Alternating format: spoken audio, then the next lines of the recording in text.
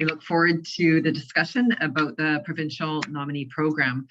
First off, I would like to begin by acknowledging the Lekwungen-speaking peoples on whose traditional territory I'm joining from today, and specifically that of the Songhees and Esquimalt First Nations, whose historical relationships with this land continues to this day, and we feel privileged to, or I feel privileged to be able to work and actually myself live and play on these lands as well. And I know that everybody on this call is joining from different areas of the province, and I certainly encourage you and welcome you to take a moment to acknowledge the territory that you're joining from, if you wish to do so, in our chat. And we can just pause for a moment.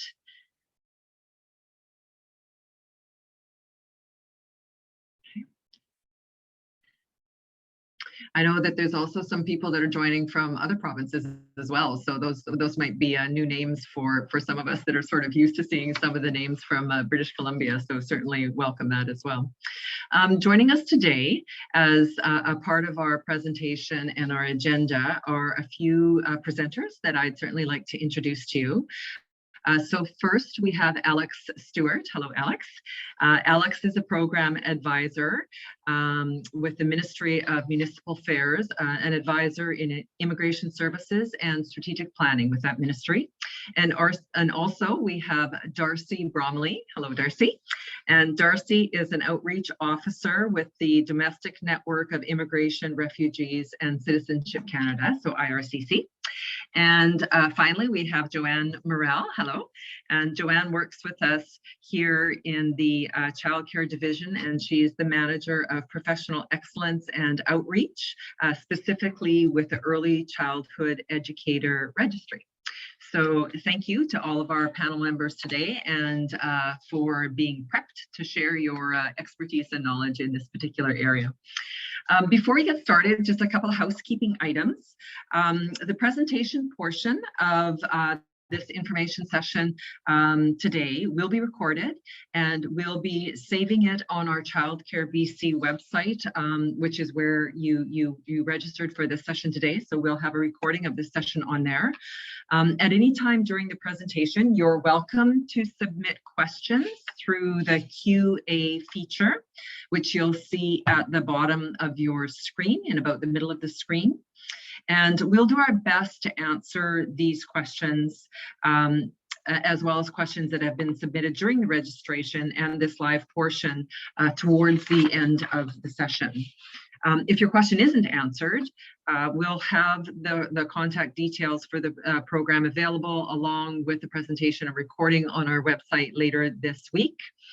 And we'll do our best to make sure you get the information that you need. So just a little bit about Childcare BC. The number, you probably know that recruitment and retention is a big part of the Childcare BC program, and it's a very important part of our strategy. And we would like to say that the number of provincially certified ECEs and ECA assistants is increasing in British Columbia. However, the workforce supply challenges persist. And I think we're quite familiar with what some of those workforce challenges are. So that's why we're continuing to focus on an array of recruitment and retention strategies, one of which is the information that we'll be sharing with you today. There's other programs that are available to support existing and potential ECEs, some of which you may be aware of, some of maybe not. So just to run through some of those, we have the ECE Educational Support Fund, and that program provides bursaries for students who wish to become ECEs or to upgrade their credentials. We also have the professional development opportunities through our network of childcare resource and referral centers and the Early Childhood Pedagogy Network. So there's a number of PD opportunities there. And of course, we have the ECE Wage Enhancement Program, which you may know is a $4 per hour wage enhancement for all ECEs that are working in licensed childcare systems funded through the province. So we will continue, obviously, on those programs and focus on growing the ECE workforce and doing our best to ensure that the ECE profession is seen as valued and that it's a credible long-term career option. And some of the specific initiatives in that place is, you may well know that we're working towards developing a wage grid, which was a commitment of ministers and of the government. So developing a wage grid for the early care and learning professionals, and also continuing to promote the use of the early learning framework, which will help our childcare professionals reflect on their programs to ensure that they're providing quality program to children and families. So really supporting the work of early childhood professionals in their endeavors to make sure that they have high quality programming. So with that, with that, I think, if I'm not mistaken, we are probably ready to move on to the next part on the agenda.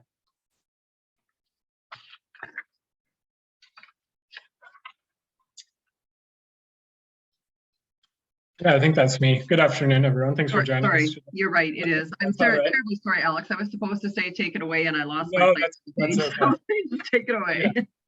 So as Shannon mentioned, my name is Alex Stewart. I'm one of the program advisors with the Immigration Programs Branch, working in the Skills Immigration Unit. I'm joined today by a few of my amazing colleagues with the Bcpmp, Maria Fernandez, Kirsty McGuire, Trina McKinley, and Irene Looney.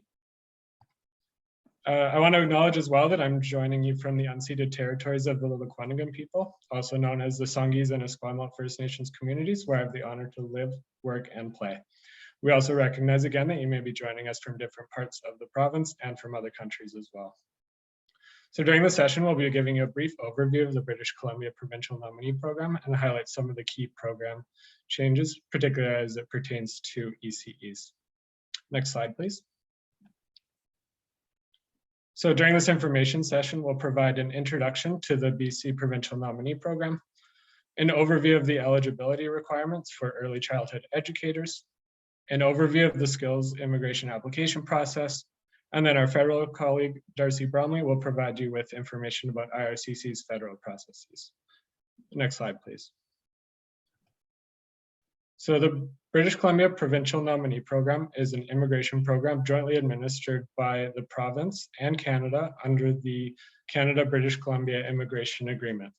So through the Bcpmp, BC nominates applicants who help address the province's unique labor market needs and contribute to economic development. Next slide, please. So now an overview of the Bcpmp. The Bcpmp is the province's only direct economic immigration tool for bringing in new British Columbians. The program allows the province to select a limited number of prospective immigrants and nominate them for permanent residency. If nominated, individuals are eligible to apply for IRCC for permanent residence for both themselves and for their dependents. We have control over the design of the program and in selecting workers and foreign entrepreneurs who have the skills to help grow BC's economy. So the federal government provides a nomination allocation annually to all provinces. You can see that in 2021, we were allotted 6,750 nominations for the calendar year. We expect to receive our allocation for 2022 from the federal government soon. Next slide, please.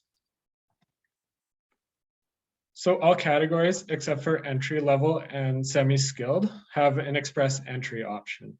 So in order to be eligible for the express entry option, candidates must meet the Bcpmp criteria and federal express entry criteria. So early childhood educators usually apply through either the skilled worker category here or the international graduate category. Next slide, please.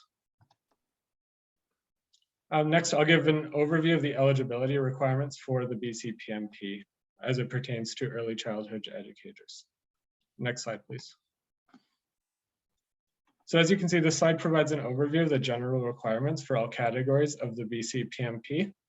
So all applicants require an indeterminate full-time job offer with an eligible employer. I'll speak more to the requirements for employers later on. All applicants must be qualified for the offered position.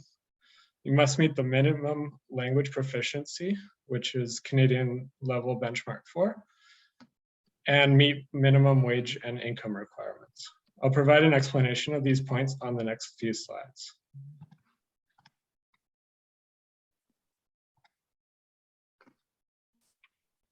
So the certification requirements, it's a requirement that all applicants are qualified for the offered position. So this includes education, experience, and certification and licensing. It's a provincial requirement that ECEs are certified. Later on, our colleagues at Childcare Bc will speak more about the certification requirements specific to BC. Next slide, please. We should be on the minimum language requirement slide.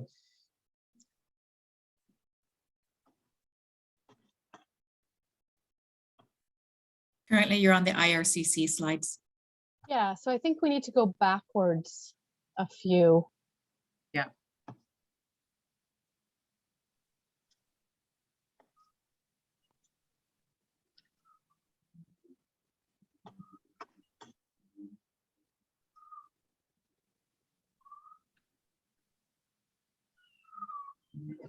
There we are. Yeah, Perfect. that's a correct slide.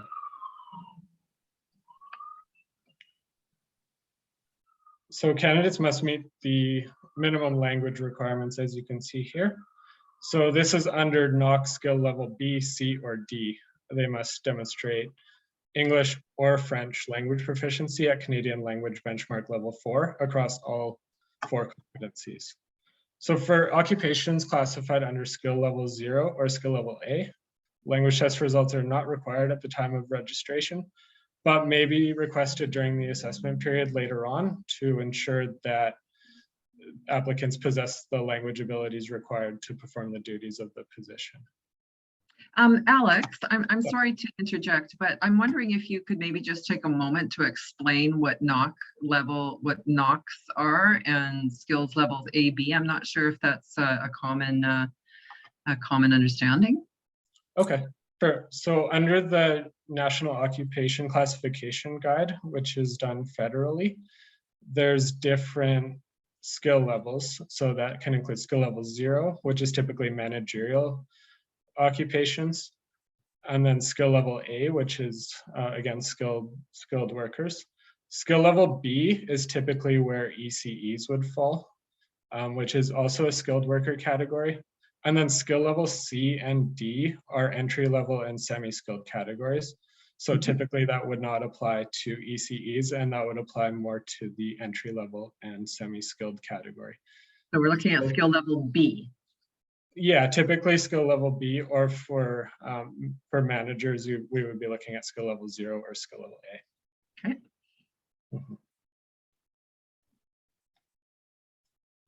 So next is the wage requirements.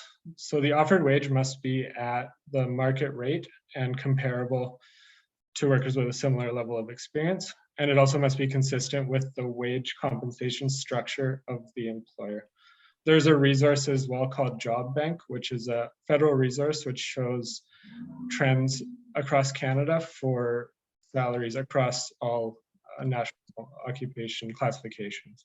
So it shows all salary ranges in different areas, and particularly in BC in our case, it shows the data for that. Next slide, please. So we also must ensure that an applicant meets the minimum income requirements and demonstrates an ability to economically establish in British Columbia. So applicants must be able to become economically established, in other words, must earn enough to support their family in BC based on minimum income thresholds, and they must demonstrate that they intend to permanently establish in BC and bring long-term economic benefits to the province. So for example, a family unit of 1 within the Metro Vancouver Regional District must earn at least $26,426. And then for the rest of British Columbia, the minimum for a family unit of 1 is $22,024. Next slide, please. So again, the skilled worker category is where most ECEs will fall. This is designed for experienced professionals who must have a minimum of 2 years of skilled work experience in the last 10 years, and it's open to all skilled occupations. So in addition to the general requirements, we do have specific requirements for each category. There must be a full-time job offer, which is at least 30 hours per week. The job offer must be indeterminate with no defined end date. And for the purposes of the Bcpmp, independent contractors are not considered as indeterminate employees, but rather only individuals who are on the company's payroll who are issued T4s, and those are the only ones who will be considered employees of the company. Next slide, please. The international graduate category is the other category where we may see ECEs. It's designed to retain recent graduates from Canadian post-secondary institutions. They must have graduated within the previous 3 years, and programs of study must have been at least 8 months or 2 semesters, but this does not include co-op work terms, practicums, or internships. This also excludes English second language programs. Next slide, please. So who can support an application to the Bcpmp? Because most of the skills immigration categories require a job offer, an employer plays an important role in the support of a Bcpmp application. So the employer must be established in British Columbia for at least 1 year, have at least 5 full-time employees, or 3 if outside of Metro Vancouver. They must possess a valid license from the appropriate governing body. They must provide a job offer of a full-time indeterminate job, and they must satisfy recruitment requirements, which I'll discuss later. So the employer responsibilities are to provide accurate documents and notify the Bcpmp of any changes in the employment status of the applicant, or if the business has closed or changed ownership. Next slide, please.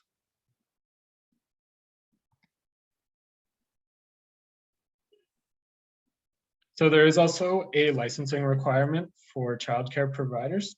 The employer must have a valid municipal business license that allows employers and their employees to engage in business at a fixed location in BC, and also confirmation from the appropriate governing body, such as a public health authority that demonstrates the employer is allowed to operate in British Columbia. Next slide, please.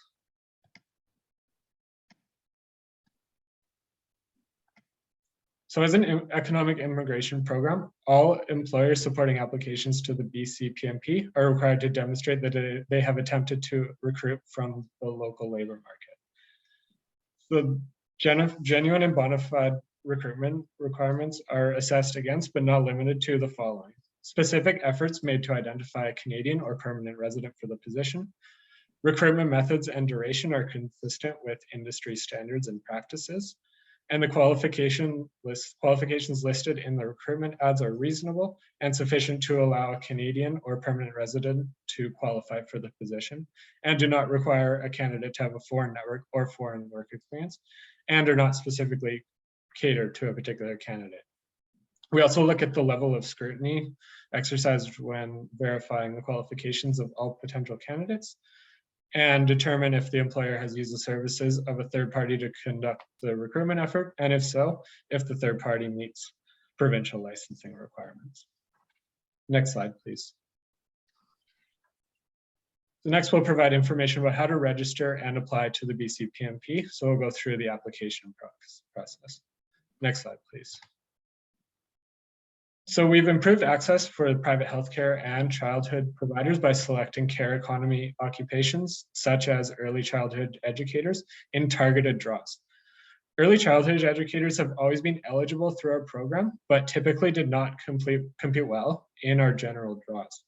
So targeted draws ensure that employers have access to the workers with skills needed to deliver these essential services for all British Columbians. Next slide, please. So for our registration, we use a point-based intake management system to invite candidates to apply for the Bcpmp. Registrations are scored based on a number of factors, and it's based on information provided by the applicant. Invitations to apply are issued to the highest scoring registrants in the pool. The following factors outline how scores are awarded: occupation, wage, location, language, work experience, education, and specific additional points for directly related work experience in Canada, post-secondary education in Canada, and an education credential assessment or any trade certification. Once invited to apply, all information provided in the registration is verified against the information provided in the application. So if points are being claimed for language proficiency, a copy of valid language test results must be submitted at the time of registration of application. These must be from within the last 2 years. So for Knox skill type 0 and skill level A, language test scores are not category requirements, but as I mentioned, it may be required at the time of application, and it's also required if points have been claimed in the registration for language abilities. Next slide, please. So we invite people who are in the registration pool to submit an application to the program. Invitation to apply are based on the information provided in registrations. Information provided in the registrations will be used to rank, select, and invite candidates who are most likely to meet BC's economic and labor market needs based on the following attributes: education, so level and field of education where it's completed, language abilities, occupation, duration and skill level of work experience, wage and skill level of job offer, intent to live, work, and settle in a specific region, and strategic priorities, so factors that address specific labor market needs in BC or support government pilot projects and initiatives. Again, invitations are sometimes targeted to support BC government priorities, such as supporting certain care economy occupations like early childhood educators. Next slide, please. So here's the skills immigration process. So the process starts with an indeterminate full-time job offer from an eligible BC employer. Once the candidate has accepted the job offer, they can submit a Bcpmp registration. If the Bcpmp issues the candidate an invitation to apply, they have 30 days to submit an application. When the candidate submits an application fee must be paid and all required documents must be submitted. The fee currently is $1,150. A list of the required documents can be found in the Bcpmp technical guide on our website. If the application is approved, the applicant becomes a nominee and they can apply to IRCC for permanent residence. So if nominated, the nominee may be eligible to receive a work permit support letter issued by the Bcpmp so that they can apply to obtain or renew a work permit from the federal government to start or continue working in BC for the employer. Work permit support letters allow nominees to apply for a work permit from the federal government without the need for a labor market impact assessment. If the candidate does not currently have a valid work permit, they must apply for one within 3 months of the nomination date in order to commence employment with the supporting employer in British Columbia. So looking at this process slide, the star illustrates how draws support ECEs and childhood educators to attract and retain needed talent. We currently do targeted draws for other care economy occupations as well, such as healthcare occupations, veterinarians, and the Bcpmp tech program. Next slide, please.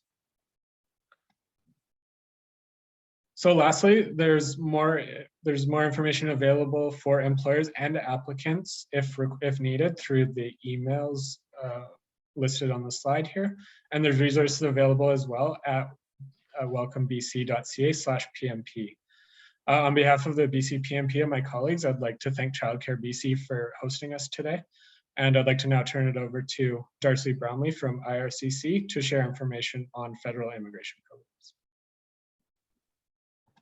Great. Well, thank you so much, Alex. And you've provided all of that information about the Provincial Nominee Program. And so now we're going to take a step further back and understand how processes work from a federal immigration perspective. And so my name is Darcy Bromley, and I'm an outreach officer with Immigration, Refugees, and Citizenship Canada. And my role is to help Canadian employers learn how Canada's economic immigration programs can be used to support hiring needs and help drive economic growth. And so just as we are waiting for the slides to come up, I just want to say a big thank you to Childcare Bc for hosting today's event. And I'd also like to begin by acknowledging and appreciating the fact that today I'm on the traditional territory of the Semiahmoo, Katzie, Coquitlam, Kwantlen, K-Cat, and Tsawwassen nations in Surrey. And as outreach officers throughout Canada, we provide information sessions to help employers understand the economic immigration options that you can use to access global talent and meet your hiring needs. So thank you so much for your interest in learning about this very complex subject. And some of you who are new to this field may be asking yourselves, why hire global talent? And so we did hear earlier about the workforce supply challenges, and that is the obvious answer, is to fill skill shortages.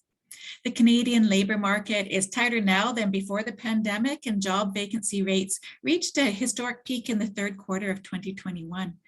Much of the unmet demand is in lower wage occupations, and according to Statistics Canada, November 2021, the following sectors were facing the highest number of vacancies: in accommodation and food services, healthcare and social assistance, retail, trade, and manufacturing are some of the highest vacancies.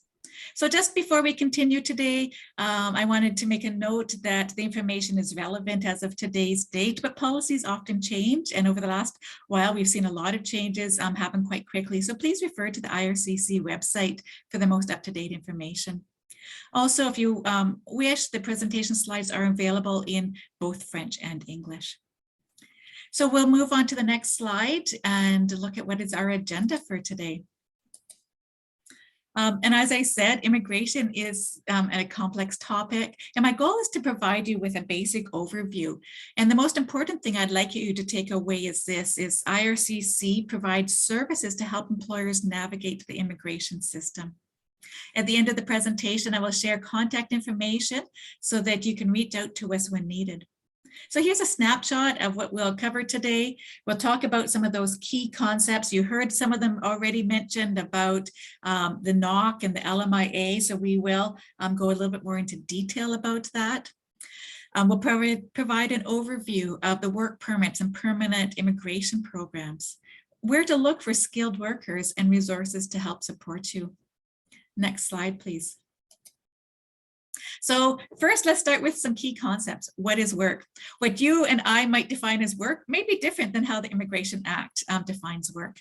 But Immigration, Refugees, and Citizenship defines work as an activity for which wages are paid or commission is earned, or that competes directly with activities of Canadian citizens or permanent residents in the Canadian labour market. So to work in Canada, a foreign national requires a work permit unless there is an exemption. Next slide, please. And I wanted to make sure that we're all familiar with this key resource that is used in immigration. You've heard of Alex speak to it already. It's often referred to as the NOC, which stands for the National Occupational Classification. This tool classifies all occupations in the Canadian economy by skill type and level. And it's important for our purposes is to understand that the jobs classified as NOC O, which is managerial, NOC A, professional, usually requiring a university degree, and NOC B, technical or skilled trades, which require post-secondary education, are considered skilled. This is a key concept as this classification is used by IRCC when we're assessing eligibility for various immigration programs. If you want to hire a foreign worker, you'll need to know the NOC code before you make a job offer and before they can apply for a work permit. We have an online tool that can help you, and it's called Find Your NOC, and the link is provided here. For example, if you go to this link and you enter early childhood, you'll get a result for NOC 4214 for early childhood educators and assistants, skill level B. And examples of some of the titles that are included under this category are childcare workers for daycare, a daycare helper, early childhood assistant, preschool supervisor. So there's a list of close to 10 titles under that category. It also provides a description of duties under this code. And so what you need to do is you need to ensure that the duties match what the title also says. So this one says early childhood educators plan, organize, and implement programs for children between the ages of infancy and 12 years of age. Early childhood educators assistants provide care for infants and preschool to school-aged children. And it just goes on to describe some of the duties. And so it's important that you familiarize yourself with the NOC and what are the duties listed under the different categories that you may wish to hire some foreign talent. And I'd also like to point out that later this year, we're looking forward to having the NOC system be replaced by a new system called TEER. T-E-E-R. And this stands for Training, Education, Experience, and Responsibilities. Our website will be updated to reflect this change once it has been implemented. Next slide, please. So how can an employer hire a foreign worker? If the need is temporary or immediate, you can support the temporary foreign worker to apply for a work permit. And if the need is permanent, you as the employer can also support them as they apply for permanent residency. Next slide, please. Now, what is a labor market impact assessment, otherwise known as an LMIA?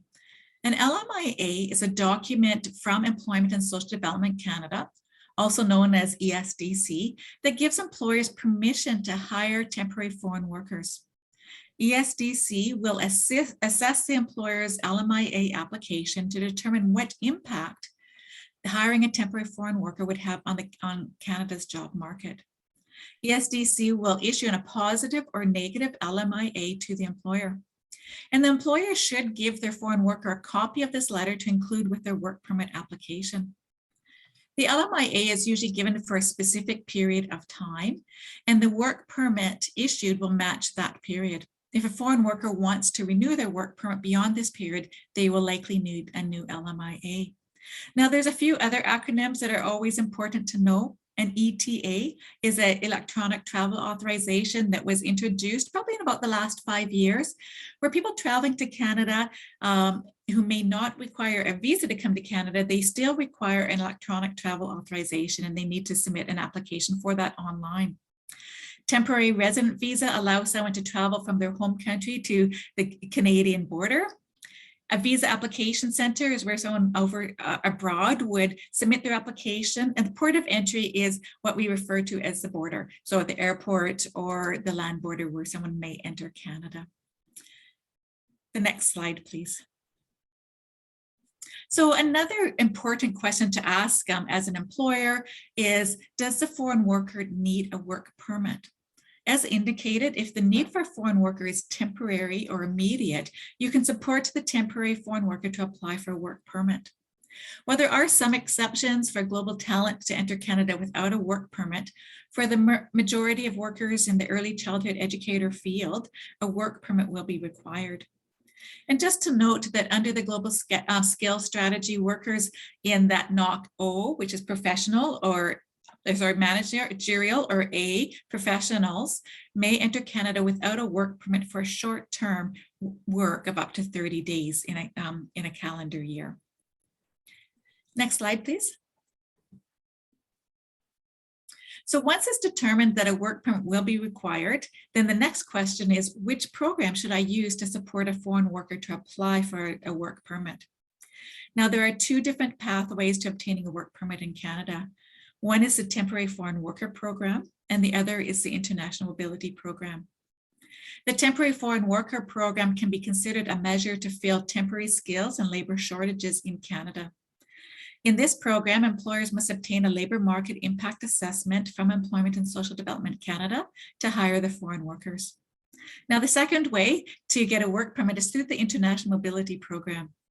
This program supports talent attraction and economic growth and does not require employers to obtain a labor market impact assessment before hiring a foreign worker. And that the reason why Canada has these LMIA exemptions is because the work that falls in this program brings either social, cultural, or economic benefit to Canada. And the next slide, please.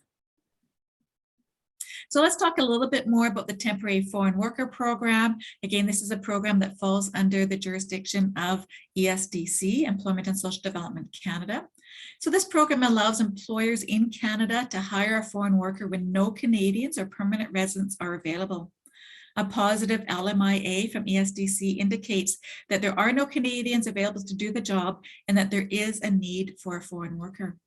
And here's a quick summary of the steps and costs associated with the Temporary Foreign Worker Program. So the employer needs to pay a $1,000 fee per position, and then the employee pays $155 fee for their work permit. The employee is also responsible for the biometrics fee. And in total, there is a cost of $1,240 for a work permit under the Temporary Foreign Worker Program. The temporary foreign worker is also required to provide their biometrics, which is their fingerprints and their photos. And it's important to note that a medical exam is required for immigration purposes for workers in childcare and educational settings. And so that's an important distinction that you need to be aware of, is that under the ECE, all workers would require a medical exam for immigration purposes. Next slide. So now we'll talk a little bit about the International Mobility Program. This falls more under the jurisdiction of IRCC. And this program supports talent attraction and economic growth. To be eligible for a work permit which is exempt from the LMIA requirement, foreign workers must demonstrate that their work will result in significant or reciprocal benefits to Canada. Under this program, employers need to use the employer portal to submit the offer of employment information and pay a $230 employer compliance fee. And then they must give the offer of employment number, which we often refer to as an A number, to the employees so they can submit their work permit.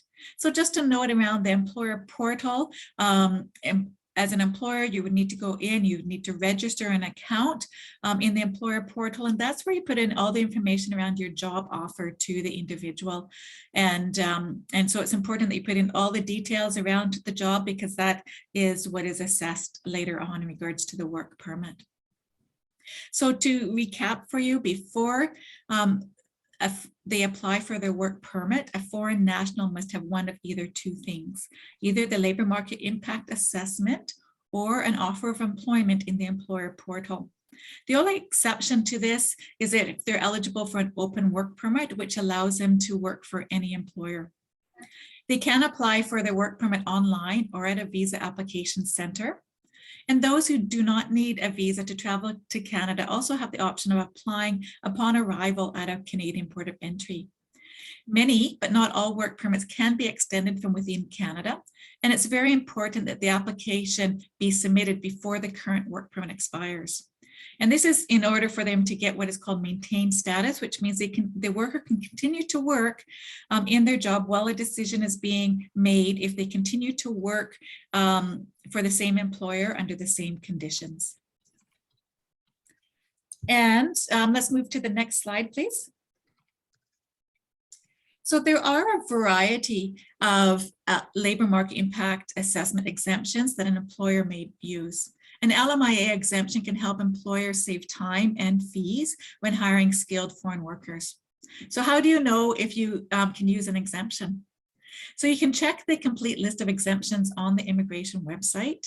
And if you're still not sure, IRCC offers a free service called the International Mobility Workers Unit, which provides opinions on whether or not you, the employer, and the temporary foreign worker you want to hire are exempt from the labor market impact assessment process and whether or not a work permit is required.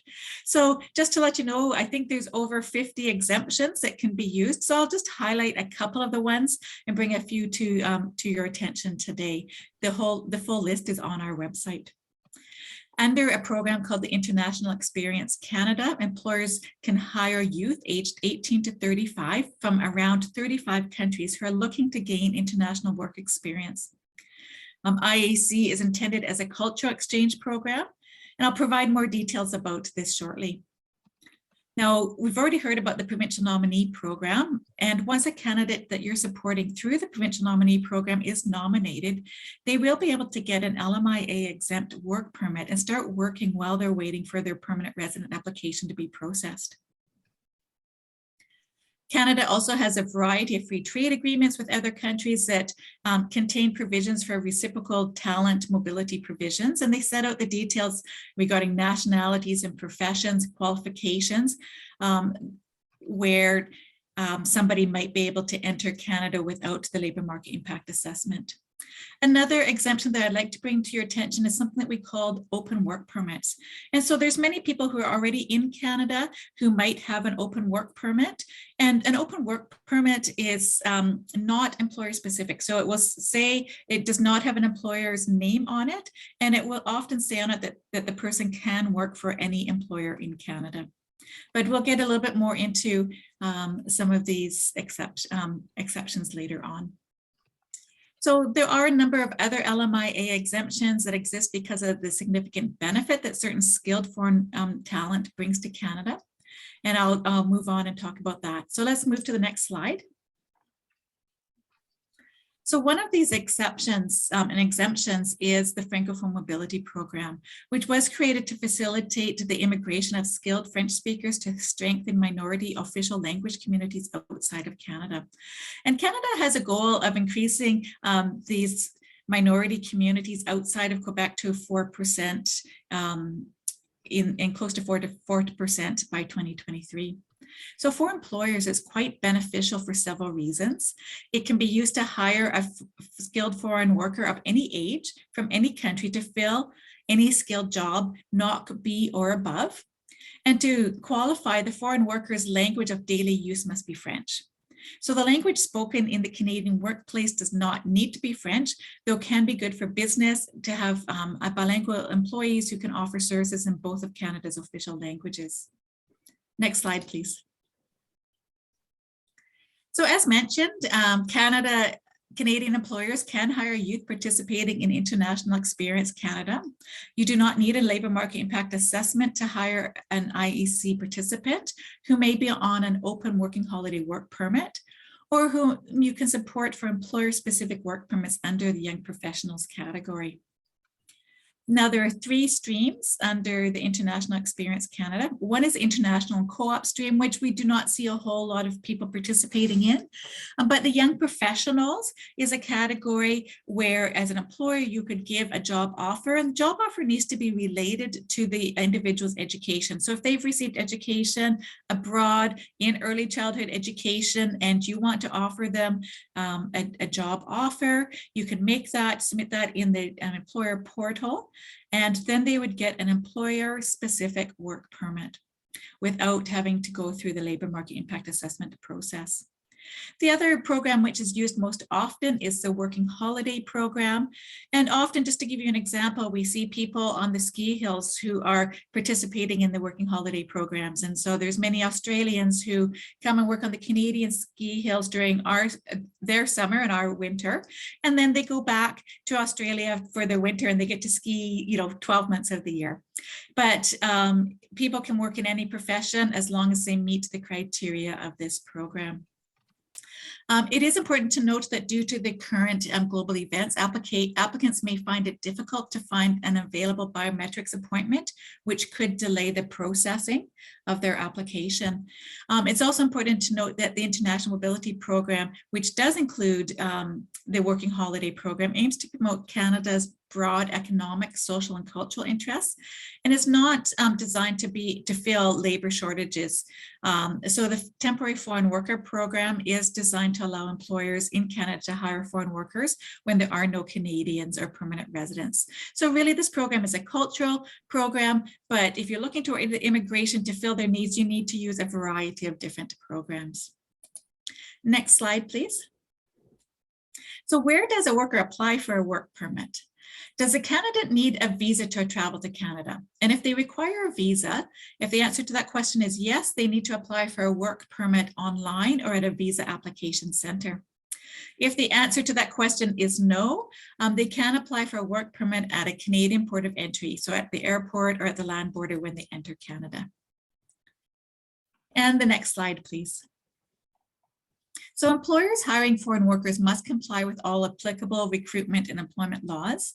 This includes ensuring that workplace is free of abuse and providing duties, wages, and working conditions consistent with the job offer and the work permit. So in a work permit application, employers will be evaluated on whether the offer of employment is genuine, past history of compliance with commitments outlined in the offer of employment, compliance with federal, provincial, or territorial laws, and if the employer has been banned from hiring foreign nationals as per immigration regulations. So in cases where the employer is found to have not complied with previous commitments to foreign workers, the employer may be deemed ineligible to hire a foreign worker for up to 2 years. Next slide, please. So before we continue, I'd like to address our processing times on all of the lines of business, including work permit applications. So in addition to the pandemic, global events such as Afghanistan and Ukraine has stretched our processing capacity, and widespread travel restrictions, local public health measures, and constraints on our partners have all had a significant impact on foreign workers' ability to provide complete applications or to travel. So measures taken to protect the health and safety of employees also affected IRCC's ability to process applications, which has lengthened our processing times. So there is a commitment on behalf of the government to reduce the wait times and improve the client services. But it's always important that when you're making your HR plan, that you look online. IRCC has a check my processing time tab on the website, and you can see how long it takes to process the various applications. Next slide, please. So let's move on to talk about permanent residence. Did you know that in 2021, Canada welcomed over 400,000 new permanent residents? Traditionally, economic immigrants make up about 60% of the newcomers who arrive in the country. Access to Canada's permanent residence is often an incentive for foreign workers to move to Canada. Canada has a range of economic immigration programs, both national and regional, which all contribute towards strengthening Canada's labour market.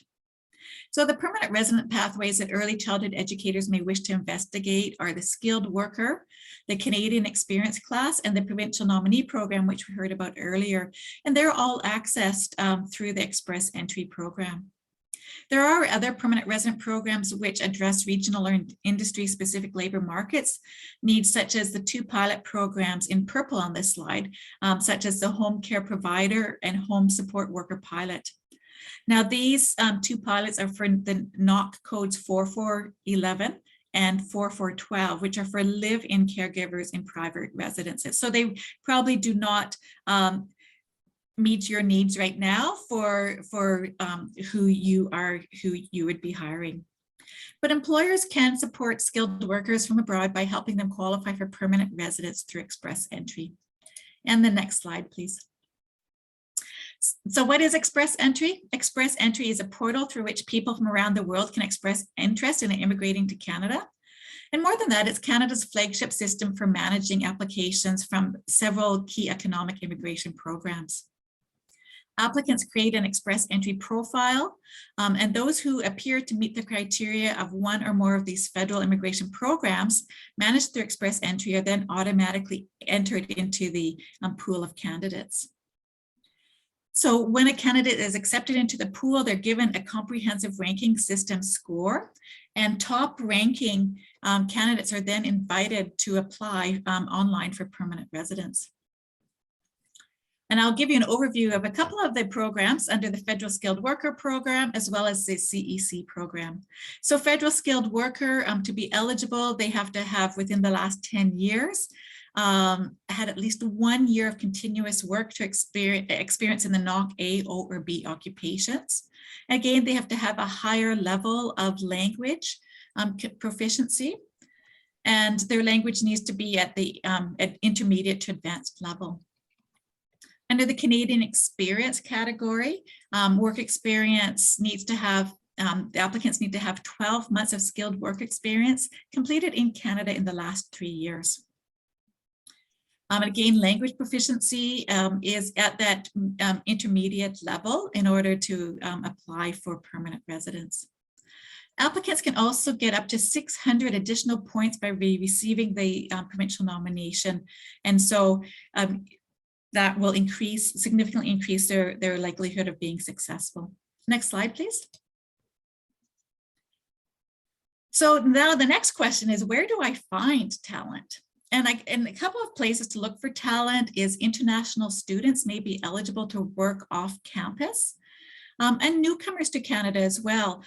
There are IRCC funded organizations like the Immigrant Employment Council or other immigration settlement organizations in BC that have programs to help newcomers find employment. And the next slide, please. So just to let you know that international students, you can hire them while they're studying in Canada if they meet the eligibility criteria. They can work for up to 20 hours a week while class is in session and full-time during scheduled breaks. And so the criteria is listed on the slide here as to what the criteria is that they need to meet. Next slide, please. Did you know that you can hire an eligible international student after they graduate? So the Postgrad Work Permit Program, otherwise known as the PGWP, allows students who have graduated from eligible Canadian designated learning institutions to obtain an open work permit.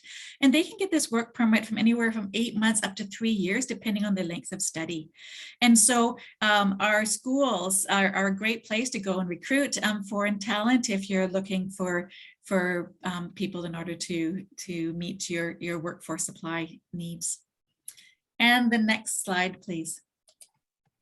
So let me tell you about a way to connect with skilled workers who may be eligible for Francophone mobility or the International Experience Canada work permits. Destination Canada is a Government of Canada event held every November in Paris and Brussels. And the embassy partners with public employment services in Belgium, France, Morocco, Tunisia, and other countries. And they post vacancies and pre-screen candidates against the job requirements on behalf of Canadian employers. And that's at no charge to you. So you can get a short list of qualified candidates as well as assistance to set up interviews in person or via video conference. You don't need to attend in person, but if you need more information about it, the contact information is there on our website. And the next slide, please. So there are a few resources listed here. If you want to use a temporary foreign worker program and have questions about the Lmia process, please contact that phone number, the 1-800 phone number. And also the International Mobility Workers Unit, which can help you assess whether or not the applicant and the position is eligible for an Lmia exemption. And the next slide, please. So for more information, if you want to find out more about any of these topics, you can reach out to an outreach officer like me, strategically placed across Canada. Our website also has a wealth of information, and I'd really recommend that you start there if you're new to this process. And online, we also have an employer's roadmap that takes you and walks you through the entire process. So we'll have time for questions in a little bit, but I just want to end there and we'll take the questions later. So thank you so much for your time and attention. And I am going to pass it over to our next presenter. Our next presenter is Joanne. So Joanne, please, from our Ece Registry Overview. Good afternoon, everybody. Thank you for joining us. I realize it's now usually some people's supper time. So thanks for sticking with us here. My name is Joanne Morell. I'm the manager of the Professional Excellence and Outreach team within the Ece Registry. My team kind of has a dual function here at the Ece Registry. Firstly, we work with our post-secondary programs. So those are the recognized ECE programs that have been reviewed and approved by the registry. And then our second piece of work is that we complete all of the equivalency applications and reviews within the Ece Registry. I have two of my team with me here this afternoon. So I have Deanna Elliott and Amy Dewar, who are both ECE program coordinators. I just wanted to acknowledge that I'm joining from the lands of the Lekwungen speaking peoples, known today as the Songhees and Esquimalt nations. Next slide, please. So just sort of a quick overview of what we're going to talk about. So types of the ECE certificates, international applicant process, and obviously then we'll sort of roll into the questions at the end. Next slide, please. All right, so there are 5 levels of certification in BC. And I know many of you are ECEs, and so so you'll have been through this process with us, possibly on the other side through our certification process, which is a bit more streamlined and a bit more complex. We'll focus a little bit more today in terms of the Ece One-Year Certificate and the equivalency process. But basically, just sort of to give you a bit of a synopsis of this, we have ECE assistants who work alongside ECE and or ITE in licensed childcare programs for children birth to 5 years of age. ECEs are able to work alone and or as the primary educator in licensed childcare programs for children 3 to 5 years of age, and may work alongside an infant toddler educator in licensed programs for children under 36 months. We also then have 2 specializations, one being the infant toddler educator, and these folks are able to work alone and or as the primary educator in a licensed childcare program for children birth to 5 years of age. And then also special needs educators who are able to work alone and or as a primary educator in licensed childcare programs for children 3 to 5 years of age, as well as inclusive childcare environments where children in attendance have special needs and diverse abilities. Certification is based on legislation requirements, which is the, sorry, I'll go into that a little bit more in a bit, but as well the BC childcare sector occupational competencies. The focus, as I mentioned, of today's discussion will be on the Ece One-Year Certificate, as this is typically the certificate level that the majority of our international applicants apply for, primarily because it doesn't require them to have 500 hours of work experience under a Canadian certified ECE. Next slide, please. All right. So in addition to the academic requirements, there are some character and skill requirements. So basically all applicants are required to demonstrate that they have good character, they have the personality, ability, and temperament necessary to manage or work with children, and then training, experience, and skills necessary to carry out assigned duties. And this is under the childcare licensing regulations. The Ece One-Year Certificate, again, under the childcare licensing regulations, are required to have either a BC education from a BC recognized ECE program or an equivalent program, and we'll talk more about that. So for individuals who have completed their early childhood education, pardon me, and training outside of BC, they may apply to the Ece Registry through what we call our equivalency process. As early childhood training programs around the world, as well as in Canada actually, vary in structure, length, hours, and content, the Ece Registry requires information about the program completed so that we can determine if their education meets the educational requirements in BC as required by the legislation. And I'll just note that applicants who are minors do require additional parental consent, parental or guardian consent. Next slide, please. So to be considered equivalent, education must be completed at an institution, firstly, that's approved by a province, state, national, or another government body. It must include content and hours that are comparable to a recognized ECE program in BC. The courses must cover topics that relate to the education and care of children, focused on birth to 5 years old. And this is consistent with the BC childcare sector occupational competencies. So basically we're assessing to make sure that these folks who are coming from any other country have basically the skills, the same skill sets, the same and can complete the same competencies as those who have been trained in BC. So that includes practicum placement hours that provide opportunity for the student to practice what they learned in the classroom with children birth to 5. And to determine if an applicant's education is equivalent to BC standards, the ECE registry requires information about the specific program or the education completed by the applicant. Next slide, please. All right. So the Early Childhood Educator Certification application, so through equivalency, so these are primarily the things that we actually require as part of the application.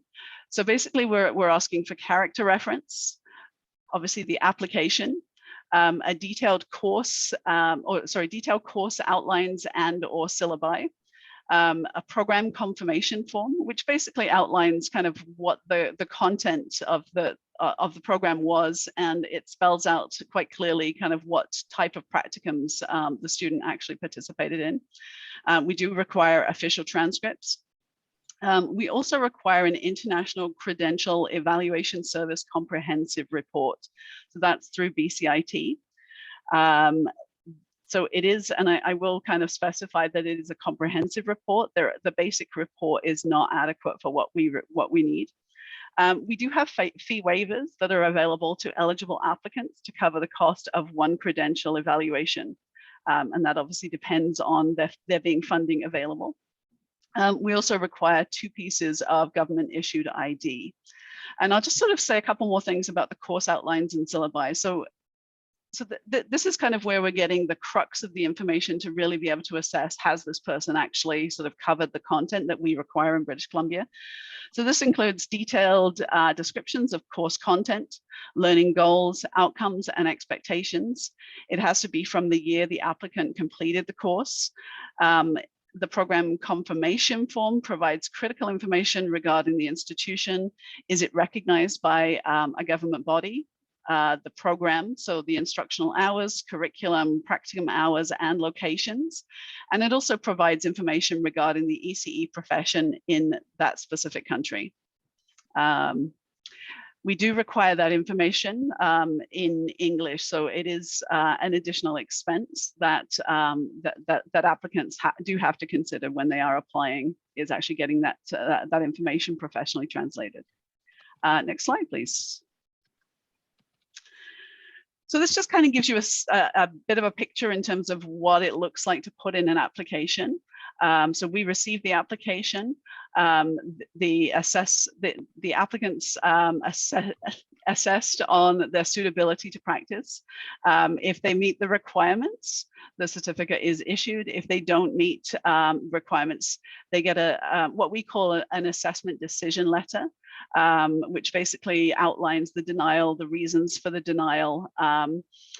At that point, the applicant can, and typically our ADLs will outline the areas where of the program that weren't covered in the course content that we reviewed.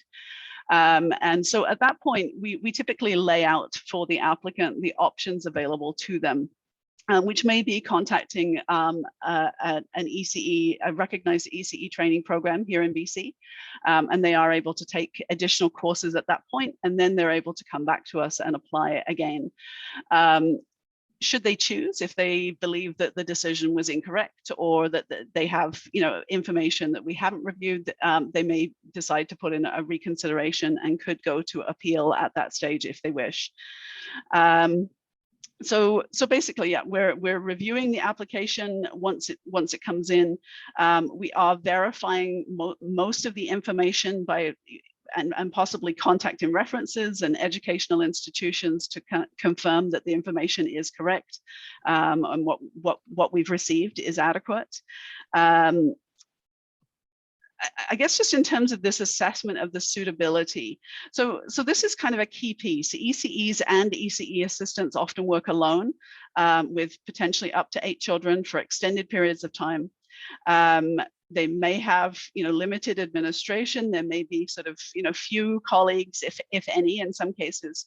And children at this, children are at their most vulnerable at this age and stage, and often unable really to fully articulate for themselves what's happening to them, to them in their life.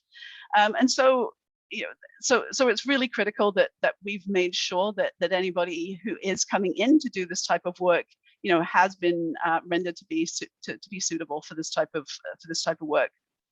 And ECEs are obviously often the first people that children have contact with outside their home. So we certainly see our role in kind of looking through all of these aspects as kind of a critical piece to make sure that we've ensured those folks have all of the skills, knowledge, and ability in order to do the work appropriately.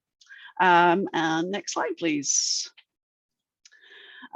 So that's really the end of my presentation. I will sort of encourage you to take a look at the Ece Registry website when you have an opportunity. It is new this year. It does include a lot more information, particularly about the equivalency process than it did in the past. There is information there about the fee waivers that I mentioned in the presentation. And there are new sections in there for anybody who does go looking.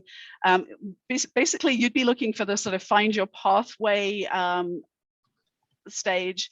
Go to the section that says I completed my education in another country, and it'll basically walk you through, and it actually shows you excuse me, a specific pathway, and it explains kind of step by step all of the information that's going to be required as part of that, that equivalency application. So I think I will stop there, Shannon, and turn it back to you. Super. Thank you, Joanne. That was a lot of information, and I note that we got through it fairly quickly. So it wouldn't surprise me if there's a little bit of like, what does all of this mean? So please, feel free to put your questions into the QA function, which, as a reminder, is at the bottom of your screen. At the bottom of your screen in the ribbon.